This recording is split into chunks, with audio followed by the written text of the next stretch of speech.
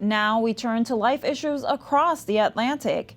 In Wales, the Welsh Assembly has rejected a motion to legalize assisted suicide to anyone of sound mind who is, quote, intolerably suffering, whether terminally ill or not. Intolerable suffering is a subjective term. Where it's being used in other nations, as we've already heard, assisted suicide is being granted for all sorts of conditions, even those such as tinnitus, anorexia, as we've already heard, bed sores, and even blindness. And it can also be very, very difficult to determine if someone is of a sound mind and has a settled will. Fewer than a third of members voted in favor of it. The leading Archbishop of Wales celebrated the news. Archbishop Mark O'Toole issued a statement writing, "Support of the most vulnerable in our society, so clearly threatened by the proposed law, is good to see." The Welsh Assembly's vote is seen as a guide on how Wales will vote on an upcoming bill in the UK Parliament proposed by Kim Leadbeater. The assisted suicide bill proposes to legalize assisted suicide for the terminally ill in England and Wales. It will be voted on November 29. Cardinal Vincent Nichols, Archbishop of Westminster, is urging Catholics to pray that the UK bill does not pass and that human dignity is honored. We want to pray that we will not take this step in legislation that turns, well, what is argued to be a right to die, ending up as a duty to die, and ending up on doctors as a duty to take life rather than heal, protect life. Medical doctor and pro-life advocate Calum Miller has been following these measures and joins us now from London to talk further about it. Calum, it's a pleasure to have you with us again. Let's go back to the measures in Wales that was rejected. Is that a sign that the UK will face opposition, at least from the Welsh? It's certainly encouraging. Wales is run by pretty far-left politicians, and typically, these sorts of issues, it tends to be left-wing politicians that support. Abortion and euthanasia tends to be conservative ones that oppose it, but not necessarily. And what's really encouraging is that, Wales, which is probably the most sort of left-wing part of the UK in terms of its politics and the politicians, has rejected it. And this is reflected also in, we have a left-wing supermajority in our own parliament for the entire UK in Westminster. And nevertheless, a couple of really significant cabinet secretaries have said that they will oppose it as well, including the health secretary and the justice secretary. So two of the most important for this issue. So, Wales only makes up a small part of the UK, so I don't think it will have necessarily a huge impact on the UK-wide vote in a couple of weeks. But it's certainly a really positive indication that even in a very secular country, in a very left-leaning country, there's significant opposition to this because of the arguments that have been made, people looking at Canada and what's gone on there. And people realizing that this isn't just an issue of religious people opposing people's autonomy. This is actually an issue of human rights, of protecting the vulnerable. And you can agree with that whether you're religious or not. And so it's certainly encouraging that we have a good chance of stopping this in a couple of weeks. And can you tell us about the pro-life movement in the UK and how they're tackling this measure?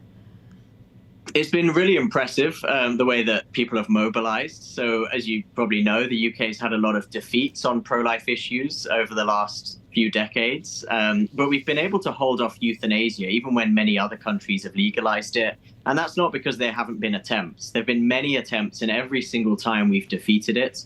And I think that's because for once, we've seen a success of our representative democracy, where although most people support euthanasia, the politicians whose job it is to look into this in detail and see if it would actually work in practice.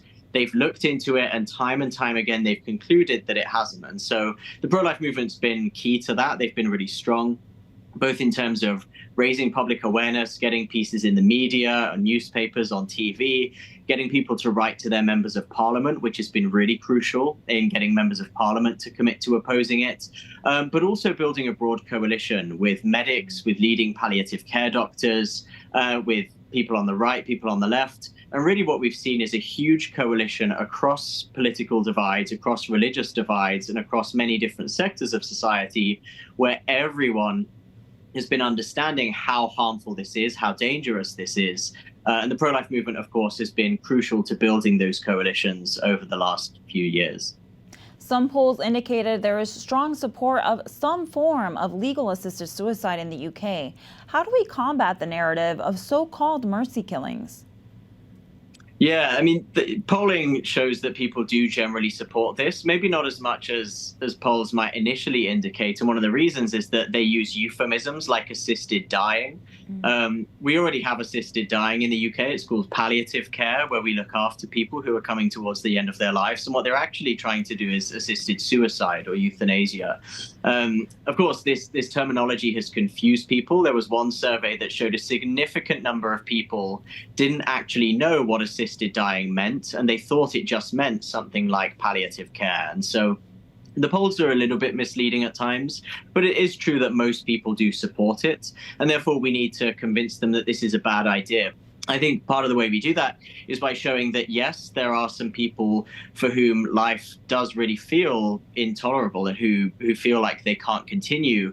But on the other hand, if this were to become legal, there would be many other vulnerable people who would not be they would be victims of this. They wouldn't be sort of treated compassionately. And we point to people in Canada where people have been pressured into euthanasia, where people feel like they have to have euthanasia because they can't afford their treatment or even because they can't afford their heating bills, and many other things like this. And so I think ultimately, even if we look just through the lens of compassion, there are stories on both sides where there are people who are suffering and people who become victims of this. And it's important that we hear all of those stories in this debate, not just the people who are suffering because of their disease, but also people who suffer because of assisted suicide laws, of whom there are many. Now, the Church of England has mixed messages on assisted suicide. The Archbishop of Canterbury, Justin Welby, who just resigned over the handling of a sex abuse scandal, called assisted dying dangerous. His predecessor, former Archbishop George Carey, is urging support for the bill. What are you hearing from Anglicans? Yeah, I can say this as someone who goes to an Anglican church, so it's sort of my own team, that the Anglican church really offers basically no moral leadership in any respect on any issue, which is very sad, but it is the reality. And as I say that as someone who's involved in it. And that's why you see the very divergent opinions between these two former archbishops. And so the Church of England has been relatively strong in this case. I think I would say that the previous former archbishop who supports this law is probably an outlier. I would say that even though the Church of England hierarchy is extremely liberal and heterodox in many ways, I would say that the majority of them, like the majority of left-wing politicians in this country, at least that we've seen, do have serious reservations about this. And so the Church of England has been surprisingly effective, or maybe not effective, but surprisingly clear on the whole on this issue in opposing it. Thank you, Calum.